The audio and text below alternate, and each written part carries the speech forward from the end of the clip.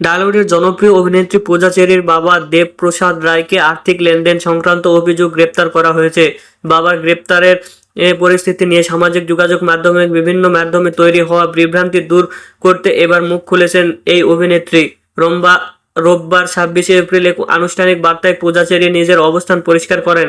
তিনি জানান, বাবার বিরুদ্ধে ওঠা কোনো অভিযোগ বা আর্থিক লেনদেনের সাথে ব্যক্তিগতভাবে তার কোনো ধরনের সংশ্লিষ্টতা নেই।